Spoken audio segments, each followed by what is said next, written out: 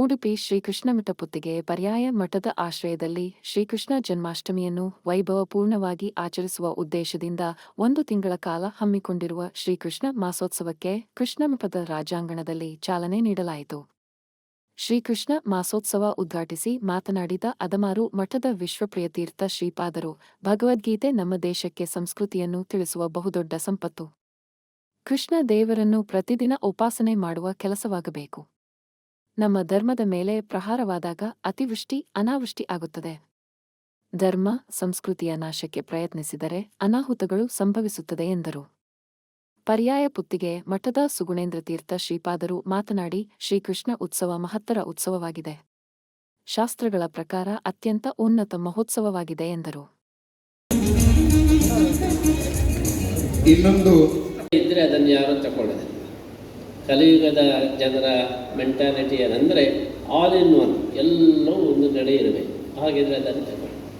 ಇದು ದೇವರಿಗೆ ಗೊತ್ತಾಯಿತು. ಅದಕ್ಕೋಸ್ಕರ ಬೇರೆ ಬೇರೆ ಉದ್ದೇಶಗಳಿಗೆ ಬೇರೆ ಬೇರೆ ಅವತಾರಗಳನ್ನು ಮಾಡಿದರೆ ಎಲ್ಲ ಉದ್ದೇಶಗಳು ಒಂದು ಅವತಾರ ಅಂದರೆ ಅದು ಕೃಷ್ಣ ಅವತಾರ ಎಂಬುದಾಗಿ ಭಗವಂತ ಕಲಿಯುಗದ ಜನರಿಗೋಸ್ಕರನೇ ತಗೊಂಡಂತಹ ಅವತಾರ ಕೃಷ್ಣ ಅವತಾರ. ಬೇರೆ ಬೇರೆ ಯುಗದ ಜನರಿಗೆ ಬೇರೆ ಬೇರೆ ಅವತಾರ. ಕಲಿಯುಗದ ಜನರಿಗೆ ಕೃಷ್ಣ ಅವತಾರ. ಆದರೆ ದೇವರಿಗೊಂದು ದೊಡ್ಡ ಸಮಸ್ಯೆ ಬಂತು. ಈ ಭೂಮಿಗೆ ಬರಬೇಕು ಅಂತ ಅಪೇಕ್ಷೆ ಇದೆ, ಆದರೆ ಸೆಕ್ಯೂರಿಟಿಯವರು ಕ್ಲಿಯರೆನ್ಸ್ ಕೊಡಲಿ.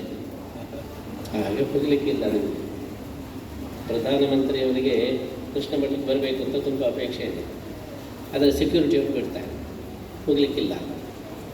ಹಾಗೆಯೇ ಸೆಕ್ಯೂರಿಟಿಯವರು ದೇವರಿಗೆ ನೀವು 3 ಯುಗದಲ್ಲಿ ಹೋಗಲಿಕ್ಕಿರುತ್ತೆ. ಕೃತಯುಗ, ತ್ರೇತಾಯುಗ, ದ್ವಾಪರಯುಗ.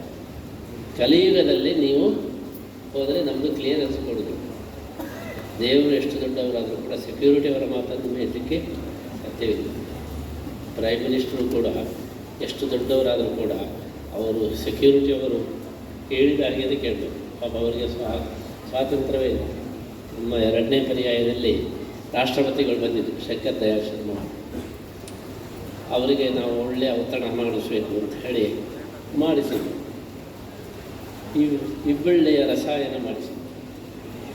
ಇಬ್ಬಳ್ಳೆಯ ರಸಾಯನ ತಿಂದವರು ತುಂಬ ಖುಷಿಯಲ್ಲಿ ತಿಂದರು. ಆವಾಗ ಬಡಿಸೋರ ಹತ್ರ ಇನ್ನೊಂದು ಸೌಟು ನನಗೆ ಬೇಕು ಅಂತ ಹೇಳಿ ಬಡಿಸೋರು ಇನ್ನೊಂದು ಸೌಟು ಇಬ್ಬಳ್ಳೆ ರಸಾಯನ ಹಾಕುವಾಗ ಸೆಕ್ಯೂರಿತಕ್ಕಂಥ ಪ್ರಸಂಗ ದೇವರಲ್ಲಿ ಇಲ್ಲ. ಇನ್ನೊಬ್ಬರಿಗೆ ಕೈ ಮುಗಿಯುವ ಪ್ರಸಂಗ ದೇವರಲ್ಲಿ ಇಲ್ಲ. ಹಾಗಾದರೆ ಯಾವುದು ದೇವರಲ್ಲಿ ಇಲ್ಲವೋ ಅದನ್ನು ದೇವರು ನಮ್ಮಿಂದ ನಿರೀಕ್ಷೆ ಮಾಡ್ತಾನೆ. ನಮಸ್ಕಾರ ಎನ್ನುವುದು ದೇವರಲ್ಲಿ ಇಲ್ಲವಾದ್ದರಿಂದ ದೇವರು ನಮ್ಮಿಂದ ನಮಸ್ಕಾರವನ್ನು ನಿರೀಕ್ಷೆ ಮಾಡ್ತಾನೆ ಎಂದು ವೇದ ಮಂತ್ರ ಒಂದು ಹೇಳ್ತಾ ಉಂಟು. ಏನು ಅಂತ ನಾವೆಲ್ಲ ಪೂಜೆ ಆದಮೇಲೆ ರಾಮಾಯಣದಲ್ಲೊಂದು ಮಾತು ಬರುತ್ತೆ. ಭರತ ಹೇಳತಕ್ಕಂಥ ಪ್ರಸಂಗ, ಒಂದು ವೇಳೆ ರಾಮ ಕಾಡಿಗೆ ಹೋಗಲಿಕ್ಕೆ ನಾನೇ ಕಾರಣ ಆಗಿದ್ದರೆ ನನಗೆ ಅಂತಹ ಒಂದು ದೋಷ ಬರಲಿ. ಎಂತಹ ದೋಷ?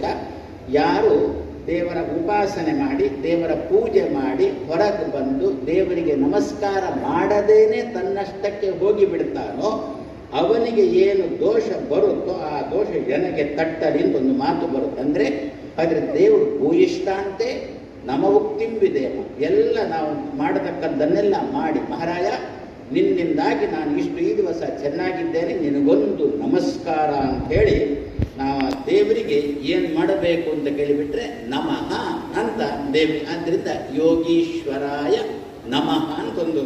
ಇನ್ನು ಬೇಕಾದ್ರೆ ಇನ್ನೂ ಅದಕ್ಕೆ ಅಲಂಕಾರ ಮಾಡುವಂತಾದರೆ ಆರಂಭದಲ್ಲಿ ಒಂದು ಶ್ರೀಕಾರ, ಕೊನೆಗೊಂದು ಶ್ರೀಕಾರ ಹಾಕಿ ಶ್ರೀ ಯೋಗೀಶ್ವರಾಯ ನಮಃ ಅಂತ ಶ್ರೀ. ನಮಗೆ ಸಮಸ್ಯೆಗಳು ಬಂದಾಗ, ಪ್ರತಿ ದಿವಸ ಹೇಳಲಿಕ್ಕೆ ಆಗಲಿಲ್ಲ ಅಂದರೂ ಕೂಡ ಸಮಸ್ಯೆಗಳು ಬಂದಾಗ, ಇಂತಹ ಗೊಂದಲಗಳು ಬಂದಾಗ ಆವಾಗ ಕೃಷ್ಣನನ್ನು ಈ ರೀತಿಯಲ್ಲಿ ನಾವು ಸ್ಮರಣೆ ಮಾಡಬೇಕು.